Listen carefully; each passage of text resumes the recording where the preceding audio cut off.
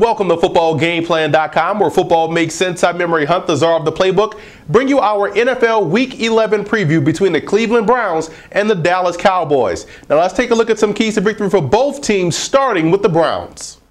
Defensively, the Cleveland Browns have to come into this matchup versus Dallas and get A-gap pressure, and that's on both sides of the center. So that involves Phil Taylor and also Atiba Rubin. If they're able to collapse the pocket from within, it blocks the sight lanes, the throwing lanes of Tony Romo, and they'll be able to get tip passes, and that could result in interceptions. And also it helps the linebackers better play the running game, and that's what's going to have to happen this week. And on the back end in coverage, TJ Ward versus Jason Witten, big matchup right there. Covering the tight ends is huge. You force Romo to go to the outside, you force him to be consistently accurate throughout the ball game. Now offensively, the Browns were able to move the football up and down the field versus the Ravens, but they stalled in the red zone. So let's go inside the lab to see how better they can play red zone offense this week versus Dallas.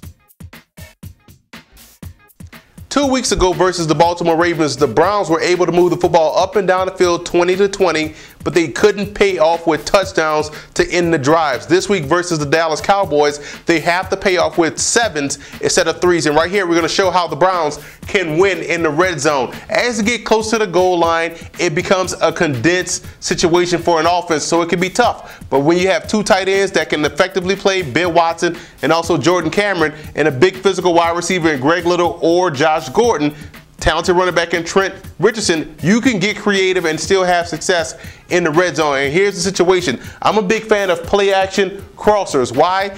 Because normally you're going to get the cornerback trying to blitz to help stop the run when you're near the goal line. And also it gives the quarterback that much needed time back there to have a slow developing backside crosser come open. With a deliberate play action fake, this could be effective. So we're going to fake the run right here. Right to Trent Richardson, we're going to deliberately fake that run, show that play action very strong.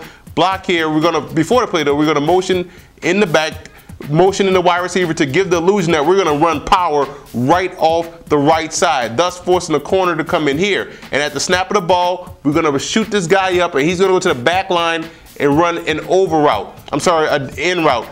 Here's where we're going to go.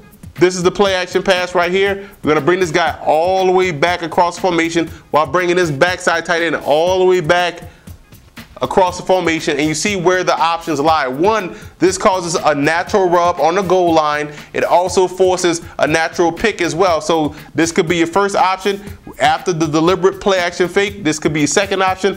Or if you're lucky enough, this is your third. Because ideally, once you show play action to one way, flow, and everyone else is going to go that way. Everybody in the city of Dallas is going to go toward the play action fake, leaving the backside open. So you really have 3 options, but I would suggest 1, if you find yourself getting blitzed, 2, if you see this clearing right away, or 3, if you have the time to drift back there and dump it over the formation into a wide open tight end. And that's how you win effectively in the red zone. Now let's move over to the Cowboys in this matchup. And you look at the receivers, Miles Austin and Dez Bryant. They're going to have to work for their catches this week versus the Browns' outstanding corners in Sheldon Brown and Joe Hayden. So they won't have the opportunities to get deep down the field. They're going to have to work for those routes. They're going to have to work underneath first before they're able to go deep. So they're going to have to make sure they catch those short passes and turn them into long gains. And you look at the defense of the Cowboys, the inside linebackers, Bruce Carter and Ernie Sims. Those guys being vital this week because the Browns run a lot of inside running plays, and they also love to get Trent Richardson out there in the flats and on screen routes. So you got to be alert for those plays. In the secondary, I would utilize more of a trail technique versus the Browns passing game. You do have the athleticism and the speed on the outside with Brandon Carr and Morris Claiborne to catch up and make plays on the ball, so you don't have to be as aggressive at the line of scrimmage.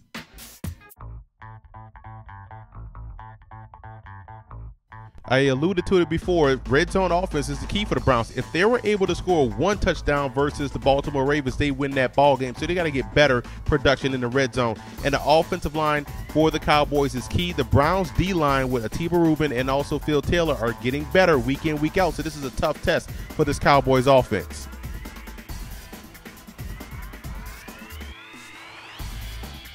I like the Cowboys in this ball game. Offensively speaking, I think they can beat you in many ways. They got 2 wide receivers, a tight end, and depth in the backfield. And I love what Felix Jones brings, that element of explosiveness out of the backfield. I think right now that's a lot for the Browns linebackers to handle. I think that's where the matchup will be won, the short to intermediate passing game. So I think Dallas wins a big game, a much-needed victory at home versus the Browns. And I want to give a huge shout-out to Cowboy fan forums and Brown fan forums for always showing football game plan support.